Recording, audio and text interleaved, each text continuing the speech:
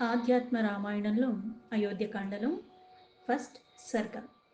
ఇక్కడ శ్రీరామచంద్రుడి దగ్గరికి నారదుడు రావటం, ఆ శ్రీరాముడికి నారదుడికి మధ్యలో జరిగిన సంవాదము, నారదుడు అవతార ప్రయోజనం గురించి శ్రీరాముడికి గుర్తు చేయట గురించి చెప్పబడి ఉంది. శ్రీ మహాదేవ ఉవాచ ఏకదా సుఖమాసీనం రామం స్వాంతఃపురాజిరే సర్వాభరణ సంపన్నం రత్న సింహాసనే స్థితం. ఆ పరమేశ్వరుడు పార్వతీదేవికి చెప్తున్న రామగాథ. ఉమాదేవి ఒకానొక కాలంలో సర్వ అలంకారాలతో విభూషితుడైన శ్రీరామచంద్రుడు తన అంతఃపురంలో ఆ ఆంగణంలో ఒక రత్న సింహాసనం మీద చాలా సుఖంగా కూర్చుని ఉన్నాడు. నీలోత్పలదలశ్యామం కౌస్తుభాముక్త కందరం సీతయా రత్నదండేన చామరేణాత విచితం. ఆ సమయంలో నల్ల కలువల వంటి నీలవర్ణ శోభలతో మెడలో కాంతులు కలిగిన కౌస్తుభ మణిని ధరించిన వాడైన శ్రీరామచంద్రుడు సీతాదేవి రత్నములతో పొదిగిన దండము గల ఆ చామరలతో ఆయనకి చక్కగా ఆ గాలి వీచేలాగా ఆయన సుఖంగా కూర్చుని ఉంటే ఆయన్ని సేవించుకుంటుంది సీతాదేవి. వినోదయంతం తాంబూల చర్వాణాది విరాధరాత్ నారదో అవతరద్రష్టుం భారాద్యత్ర రాఘవ.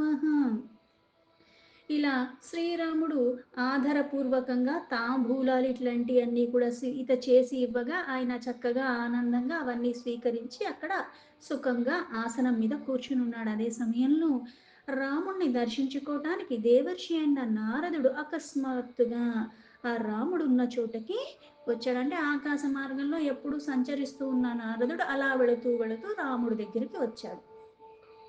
శుద్ధ స్ఫటిక సంకాసః శరచంద్ర ఇవామలః అంతర్కితముపాయాతో నారదో దివ్య దర్శనః.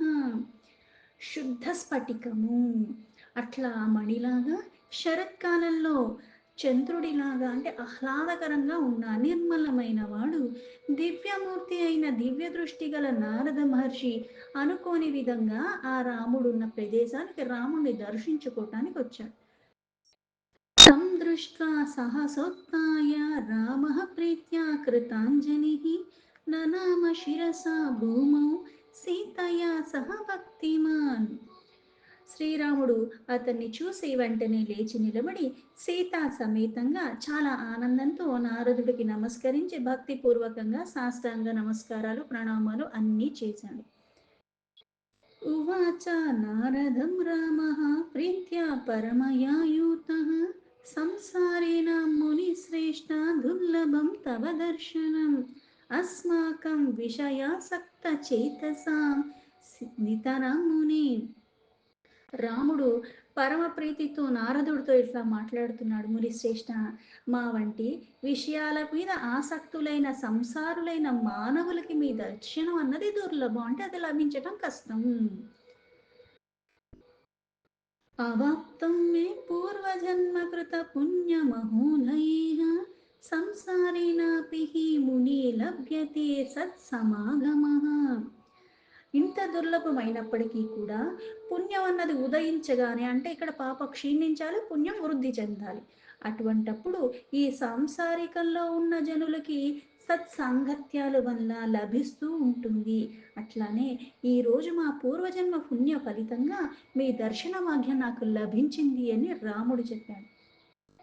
అతస్వాదర్శనాధీవ కృతార్థోస్మి మునీశ్వర కిం కార్యం తే మయా కార్యం బ్రూహి తత్కరవాణి భోవ. అందుకే ఓ మునీశ్వర, ఈరోజు మీ దర్శనంతో కృతార్థునయ్యానంటే నా జన్మ సఫలమయ్యింది. ఇప్పుడు మీకు నేనేం కార్యాలు చెయ్యాలో నాకు ఆజ్ఞాపించిన దాన్ని ఇప్పుడే నేను నెరవేరుస్తాను. ఎందుకంటే ఏ కారణం లేకుండా ఇటువంటి వాళ్ళు రారు. అంటే మానవ మాతృడిగా జన్మ తీసుకున్నందుకు మానవ మాతృడు ఎట్లా ప్రవర్తించాలో, అందుకే మనకి ఏం చెప్తారు, దేశకాల పరిస్థితులకి అనుగుణంగా ఏ దేశంలో ఉన్నావు అంటే ఏ ప్రదేశంలో ఉన్నావు, పైగా అక్కడ ఎటువంటి సందర్భం ఉందో దానికి తగ్గట్టుగా నువ్వు వ్యవహరించాలి. కానీ ఏదైనా సరే మళ్ళీ ధర్మాన్ని తప్పకుండా ఉండాలి. దేశకాల పరిస్థితులకి అనుగుణంగా ఉండాలి, కానీ ధర్మాన్ని కూడా మళ్ళీ తప్పకుండా ఉండేలా ఆ ధర్మానికి కట్టుబడి ఉండాలి. అందుకే నారదుడికి నమస్కరించి మళ్ళీ తన్ని తాను తక్కువ చేసుకుని కూడా మాట్లాడగలిగాడు. అథతం నారదో ఆప్యాహ రాఘవం భక్తవత్సలం కిం మోహయసి మాం రామ వాక్లేర్ లోకానుసారిభిః. అందుకే అంతటా నారదుడు భక్తవత్సలైన శ్రీరాముడితో, రామా, నువ్వు సామాన్యుల్లాగా మాట్లాడి నన్ను ఎందుకు మళ్ళీ మోహానికి లోబడేలాగా చేస్తున్నావు? అంటే మాయనే తన ఆధీనంలో పెట్టుకున్న పరమాత్మ లోక హితార్థమై ఏదైతే కార్యాన్ని చెయ్యటానికి మానవ మాత్రుడు రూపంలో వచ్చాడో దానికి తగ్గట్టుగా ఆయన వ్యవహరిస్తున్నాడు. కానీ నారదుడు సర్వానికి మూలమైన వాడు పరమాత్మ ఇక్కడ ఇలా అవతరించాడని తెలుసు కాబట్టి, నన్ను ఎందుకు నాయనా మోహానికి లోబడేలాగా చేస్తున్నావు? నువ్వు సాధారణమైన మనిషిలాగా నేనేదో గొప్పవాడిని అన్నట్టుగా నువ్వు నాకు నమస్కరించి నన్ను మళ్ళీ మోహానికి గురయ్యేలా చేస్తున్నావు నాయనా అన్నాడు. సంసార్యహమితి ప్రోక్తం సత్యమే తత్వయా విభు జగతామాదిభూతాయాస మాయా గృహిణి తవ. ఓ ప్రభు, నేను సంసారిణి అని చెప్పుకుంటున్నావు, ఈ మాట నిజమే. ఎందుకంటే సమస్త లోకాలకి అది కారణమైన మాయనే నీ గృహిణి కాబట్టి, ఆ జగత్మాయ నీ భార్య. ఈ సంసారాన్ని సృష్టించేది నువ్వే, పోషించేది నువ్వే, లయం చేసేది నువ్వే, మళ్ళీ లయమయ్యాక పునః సృష్టి చేసేది కూడా నువ్వే కాబట్టి నువ్వు సంసారివే. పైగా ఆ జగత్తే మాయ, ఆ మాయ నీ ఆధీనం, నీ గృహిణి కదా. త్వత్సన్నికర్షా జాయంతి తస్యాం బ్రహ్మాదయః ప్రజాః త్వదాశ్రయ సదా భాతి మాయాయా త్రిగుణాత్మిక. ప్రభు, మీ సన్నిధి మాత్రమే కదా మాయ నుండి బ్రహ్మ మొదలైన వాళ్ళందరూ కూడా, ప్రజలందరూ కూడా ఉత్పత్తమవుతారు. అంటే ఇక్కడ మహాయోని అంటారు. అంటే అన్నీ అక్కడి నుంచి ఉత్పత్తి చెందుతున్నాయి. కానీ ఉత్పత్తి చెందేవన్నీ కూడా ఒకేలాగా ఉన్నాయంటే లేదే. స్వభావాలు వేరుగా ఉన్నాయి, అలాగే రూపాలు వేరుగా ఉన్నాయి, మనం చేయగలిగిన పరిమితి వేరుగా ఉంది. కానీ అందరూ ఎక్కడి నుంచి వచ్చే మాయ, బ్రహ్మ, అందరూ కూడా అక్కడి నుంచే. సమస్త జీవరాశి చరాచర అన్నీ కూడా వచ్చిందంతా కూడా ఉత్పత్తి అవుతుంది కూడా అక్కడ నుంచే, నీ సన్నిధినే కదా. అయితే ఈ ఉత్పత్తి చెందిన ప్రతిదీ కూడా ఎలా ఉంది? త్రిగుణాత్మికంగా. అంటే సాత్విక గుణం, రజోగుణం, తమో గుణం. ఈ గుణాత్మకంగా మూడు గుణాల యొక్క కలయికతోనే ప్రతి జీవి ఉంటుంది. ఆ మాయ మమ్మల్ని ఆశ్రయించే సదా ఉంటూ ఉంటుంది. సూతే అజస్రాం శుక్ల కృష్ణ లోహితాః సర్వదా ప్రజాః లోకత్రయ మహాగేహే గృహస్థా త్వాముదాహృతః. అంతేకాకుండా స్వగుణానురూపంగా ఎలా అయితే ఇప్పుడు ఒక మాసం ఉంది, శుక్లపక్షం ఉంది, కృష్ణపక్షం ఉంది. శుక్లపక్షం ఎలా అయితే మనకి క్రమేణా అమావాస్య తర్వాత నుంచి మళ్ళీ పౌర్ణమి దాకా వృద్ధి చెందుతున్నట్టుగా ఉంది.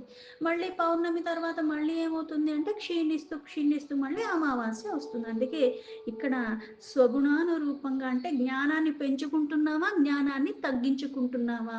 ఏ గుణంలో ఉన్న గుణాతీతనైన పరమాత్మను నువ్వు త్రికరణ శుద్ధిగా ఆశ్రయించి శరణాగతి వేడుకుంటూ గుణాతీత స్థితిలో ఉండేలాగా ప్రయాస చేస్తున్నావా, లేదా గుణాలకి లోబడిపోయి ఇక్కడ అజ్ఞాన వశముని వెళ్ళిపోతున్నావా? ఆ కారణంగా మళ్ళీ ఏమవుతుంది? ఎలా అయితే వివిధమైన యోనుల్లో జన్మ తీసుకోవడం. ఎలా? దేవయోని, లేకపోతే తిరియకుని, పశువులు పక్షుల్లాగా, లేకపోతే మానుష్యు. ఇట్లా ప్రాణులు మాయా సృజిస్తున్నది. ముల్లోకాల్లో కూడా మహాగృహముగా మాయా రూపమైన నీ గృహిణియే ఈ గృహస్థు. అంటే ఈ గృహము నీది. ఈ గృహంలో ఏమున్నాయి? చరాచర జీవరాశులు అన్నీ ఉన్నాయి. అందుకే మీరు సదా గృహస్థులుగానే ఉన్నారు. త్వం విష్ణుర్జానకీ లక్ష్మిః శివస్త్వం జానకీ శివ బ్రహ్మత్వం జానకీ వాణి సూర్యస్త్వం జానకి ప్రభా. నీవే విష్ణు రూపంలో ఉన్నవాడివి. ఈ విష్ణు రూపంలో ఉన్న ఆయనకి భార్యగా లక్ష్మీదేవి ఉంది. ఈ సీతే ఆ లక్ష్మీ రూపము. అలాగే నువ్వే శివస్వరూపము. ఈ భార్య అయిన ఈ జానకీదేవియే ఆ పార్వతీ రూపము. అలాగే నువ్వే బ్రహ్మవు. ఈ జానకియే సరస్వతి రూపము. నువ్వే సూర్యుడివి. ఆ సీతయే వెలుగు రూపంలో ఉన్నది. భవాన్ శశాంకః సీతా తు రోహిణి శుభలక్షణ శక్రస్తవేమేవ పౌలూమి సీత స్వాహానలో భవాన్. అలాగే నువ్వే చంద్రుడివి, శుభ లక్షణాలతో ఉన్న ఈ లక్షణమైన సీతే రోహిణి. నువ్వు ఇంద్రుడవు, ఈవిడ ఇంద్రాణి. నువ్వు అగ్నివైతే సీత స్వాహాదేవి. అంటే ఆయా రూపాలలో ఎక్కడైతే ఉన్నాడో ఆవిడ మళ్ళీ ఆ భార్య రూపంలో ఉన్నది ఎవరంటే ఈవిడే. అన్నీ నీ రూపాలే. యమస్వం కాలరూపశ్చ సీతా సంయమని ప్రభో నిరుత్తిస్వం జగన్నాథ తామసి జానకి శుభ. అలాగే నువ్వే ప్రభు, కాలరూపంలో ఉన్నవాడు యముడు నువ్వే. అయితే ఈ సీతాదేవి సంయమని అంటే యముడొక్క భార్య. జగన్నాథ నిరుత్తివి నువ్వైతే మంగళస్వరూపి అయిన ఈ జానకీదేవి తామసి. రామత్వమేవ వరుణో భార్గవి జానకి శుభా వాయుస్త్వం రామ సీతాతు సదా గతిరితిరిత. అలాగే రామ అంటే ఇప్పుడు దిక్పాలకులు ఆయనే, దేవతలకు అధిపతిగా ఉన్న ఇంద్రుడు తానే, అలాగే త్రిమూర్తుల రూపంలో ఉన్నది తానే. అగ్నిముఖత ఏదైతే యజ్ఞాలు యాగాలు చేస్తుంటే దానిలో అవన్నీ ఆహుతులు అగ్నికి సమర్పిస్తుంటే ఆ అగ్ని లేక పితృదేవతలకు ఇచ్చినా లేకపోతే దేవతలకు ఇచ్చినా అంటే ఇది నువ్వే అది నువ్వే. అలాగే వరుణుడు రూపంలో ఉన్నది నువ్వే. అలాగే వరుడు యొక్క శుభదాయిని అయిన ఆ జానకి మాతే భార్గవి. వాయు రూపంలో ఉన్నది నువ్వైతే సదా గతిగా చెప్పదగినది ఆ సీతాదేవి. కుబేరస్త్వం రామ సీత సర్వసంపత్ ప్రకీర్తిత రుద్రాణి జానకి ప్రోక్త రుద్రస్వం లోకన సకృత్. రామ, కుబేరుడు నువ్వైతే ఆ సకల సంపత్తి సీతే. అలాగే లోక సంహారకుడైన రుద్రుడు రూపంలో నువ్వుంటే రుద్రాణి రూపంలో ఉన్నది ఆ సీతయే. లోకే స్త్రీవాచకం యావత్ తత్సర్వం జానకి శుభా పున్నామవాచకం యావత్ తత్సర్వం త్వం హి రాఘవ తస్మాల్లోకత్రయే దేవ యువాభ్యాం నాస్తి కించన. రామ, నిస్సందేహంగా లోకంలో నువ్వు పురుషవాచకంగా ఎక్కడెక్కడైతే అంకితమై నువ్వే అన్నీ చేస్తూ నువ్వు ఎలా అయితే ఉన్నావో, స్త్రీవాచకంగా లక్షణంగా అన్ని చోటల కూడా శుభాంగి అయిన ఈ జానకీదేవి అయిన సీతే అక్కడక్కడ ఉన్నది, ఉంటూనే ఉంటుంది. అంటే ఎక్కడెక్కడ ఈ పరమాత్మ పురుష అవతారం తీసుకుంటున్నాడో అక్కడ మళ్ళీ ఆయన భార్య రూపంలో అక్కడ అవతారం గ్రహించేది ఆ పరమేశ్వరియే. ఆ సీతారామ అంటే మళ్ళీ శివ పార్వతులు అందరూ ఒక్కటి. అందుకే నిస్సందేహంగా ఈ లోకంలో నువ్వు ఎక్కడెక్కడ అవతరిస్తున్నావో అక్కడ మళ్ళీ శుభాంగి అయిన ఈ జానకీదేవియే వస్తున్నది. అందుకే దేవా, మీ ఇద్దరుకున్న ఈ భిన్నమైనది మూడు లోకాల్లో కూడా ఒక వేరైనది ఏది లేదంటే ఎక్కడ ఉన్నా సరే మీరే ఉన్నారు. మీరు కానిది, మీరు లేనిది, మీరు చెయ్యనిది అంటూ ఏదీ లేదు. त्वधा भासोऽतिदज्ञानमाव्याकृतमीतीर्यते तस्मान्महास्ततः सूत्रं लिङ्गं सर्वात्मकः ततः. మీ వలనే ఇక్కడ అన్ని ఆవిర్భూతమై ఉన్నాయి, కాకపోతే అజ్ఞాన కారణంగా అవి భిన్న భిన్నంగా అనిపిస్తూ ఉన్నాయి. ఇది వేరు అది వేరు, ఇది చేసే పనికి అది చేసే పనికి భేదం ఉన్నది అన్నట్టుగా మనకు అజ్ఞాన వశమున మనకు అలా అనిపిస్తుంది. అయితే ఇక్కడ ఆ మహాతత్వము మహత్వము అన్నీ కూడా అంటే హిరణ్య గర్భాన్ని ఎందుకు అంటున్నాము అంటే అక్కడ ఉన్నది అండపిండ బ్రహ్మాండ రూపంలో బీజ రూపంలో అన్నిటిలో అంతా ఉన్నది. అక్కడ ఉద్భవించేలాగా కారణమైన వాడు అక్కడ మళ్ళీ ఒక రూపాన్ని ఇస్తున్నాడు, ఒక స్వభావాన్ని ఇస్తున్నాడు. ఇక్కడ అన్నీ చేస్తున్నప్పటికీ కూడా మళ్ళీ ఎలా అయితే అన్నిటికీ ఆధారమై నిరాధారంగా ఉంటున్నాడు పరమాత్మ, అన్నిటికీ ఆశ్రమైన వాడు ఆయనకి ఏది ఆశ్రయం లేకుండా ఉంటున్నాడు, అన్నిటికీ పరమంగా ఉంటున్నాడు. మహతత్వంతో మహత్తుగా ఉన్న ఆ పరమాత్మ హిరణ్య గర్భుడు సూత్రాత్మకంగా సర్వాత్మకంగా ఆ లింగదేహంలో ఉత్పన్నమవుతున్నవి. ప్రతిదాని ఉత్పత్తికి కారణమైన వాడు సూత్రధారి. పాత్రధారిగా ఉన్నది తానే, సూత్రధారి తానే, ఆడించేది తానే, ఆడుతున్నది తానే, ఆడేలాగా చేసేది కూడా తానే. అహంకారశ్చ బుద్ధిశ్చ పంచ ప్రాణేంద్రియాణి చ లింగమిత్యుచ్యతే ప్రాగ్జేర్ జన్మ మృత్యు సుఖాధిమతు. అయితే అన్నిటికీ పరమాత్మ మూలమైనప్పుడు కూడా మళ్ళీ అంటే కర్మ అని చెప్తా. అంటే నువ్వేం చేస్తున్నావు, ఎలా చేస్తున్నావు, ఏ భావంతో చేస్తున్నావు, చేసేటప్పుడు ఎలా ఉన్నావు, చెయ్యకముందు ఏమనుకున్నావు, చేసేటప్పుడు ఎలా ఉన్నావు, చేసిన తర్వాత మళ్ళీ ప్రతిఫలాల మీద ప్రీతితో ఉన్నావా, లేకపోతే ప్రతిఫలాల మీద ప్రీతితోనే అక్కరతో చేస్తున్నావా. ఈ కర్మల కారణంగా మనకి కొన్ని ప్రతిఫలాలు వస్తున్నాయి. మంచి చేస్తే మంచి, చెడు చేస్తే చెడు. మంచి చేసినా చెడు చేసినా కాలానుగుణంగా ఏదో ఒక అనుగ్రహమో మళ్ళీ ఎక్కడో ఒకక్కడ మన వాళ్ళల్లో అంటే ఎవరో ఒక సంపర్కం కారణంగా ఎక్కడో ఒకక్కడ పుణ్యం ఉండటం ద్వారా కొన్ని దర్శించుకోవటం, కొన్ని స్పర్శించుకోవటం, కొన్ని మళ్ళీ చెయ్యటము, చూడటం ఇవన్నీ జరుగుతుంది. దాని ప్రభావంలో కూడా మనకి పుణ్యం వస్తుంది. అలాగే ఇవన్నీ దర్శించుకున్నా స్పర్శించుకున్నా పాపం కూడా వస్తుంది. నేను స్వతహాగా చెయ్యకపోయినా వాటికి సాన్నిధ్యంగా నేను ఉన్నప్పుడు అది నాకు కలుగుతుంది. సత్సంగత్వం చేస్తే పుణ్యం వస్తుంది. దుష్టులొక్క సాంగత్యం చేసినప్పుడు కూడా నాకు పాపం వస్తుంది. నేను చేసినా చెయ్యకపోయినా చూసినంత చేసినంత కూడా నాకు వచ్చేస్తూ ఉంటుంది. అయితే ఇలా మహాతత్వం నుంచి ఏమొస్తున్నాయి అంటే ఎలా అయితే ప్రాకృతి రూపంలో పురుష రూపంలో ఉన్నది పరమాత్మే, ప్రాకృతి పురుష యొక్క సంయమ్యంతోనే సృష్టి జరుగుతుంది అని చెప్తారు. ఇక్కడ ఆ ప్రాకృతి ఎలా ఉంది అంటే పరా అపరా. అలా మళ్ళీ ఈ అపరా ప్రాకృతిలో ఎలా ఉన్నాయంటే పంచభూతాలతో కూడుకుని మళ్ళీ అహంకార బుద్ధి. ఈ పంచ ప్రాణాలు అంటే మళ్ళీ కర్మేంద్రియాలు జ్ఞానేంద్రియాలు కూడుకుని 10.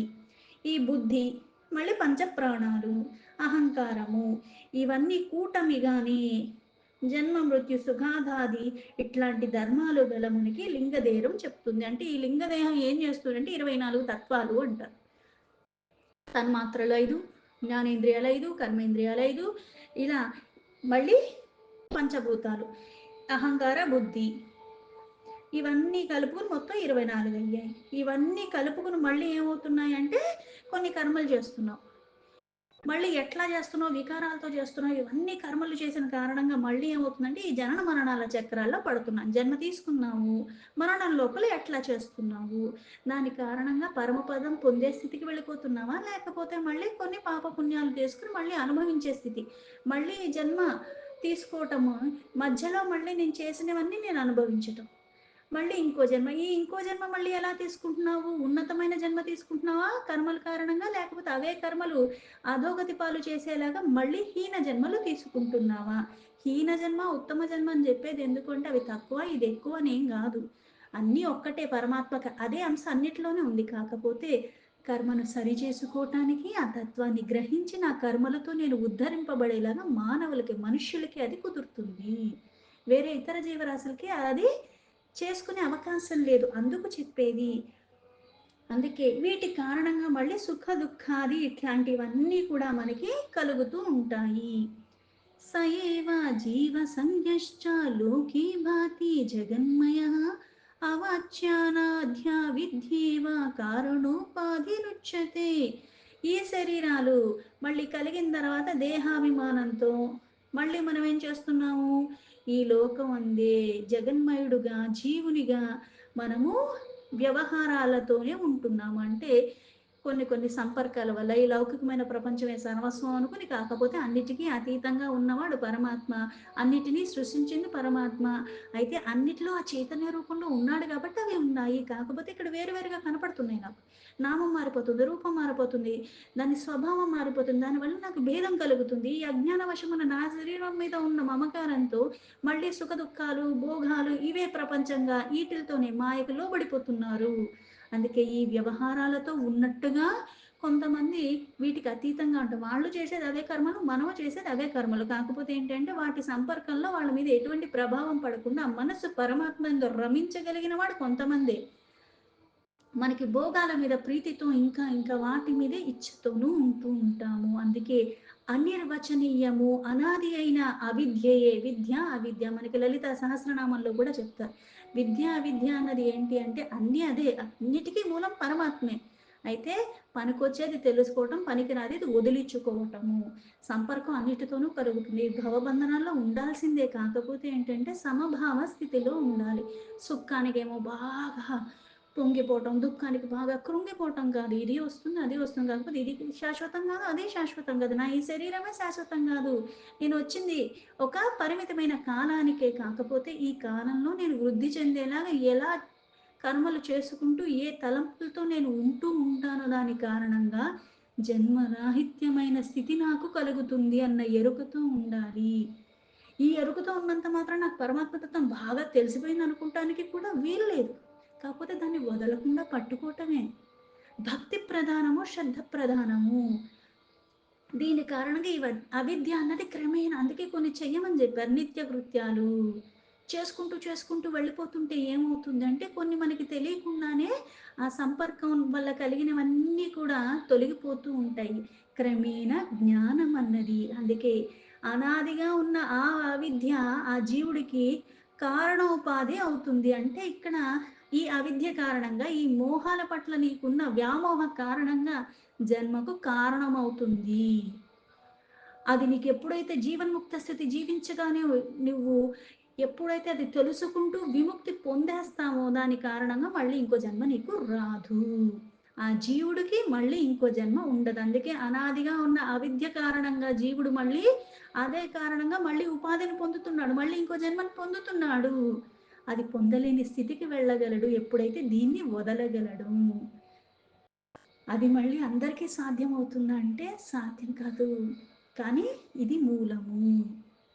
దీంతో ఆధ్యాత్మ రామాయణంలో అయోధ్యకాండలో ఫస్ట్ సర్గాలో 22 శ్లోకాలు సంపూర్ణం.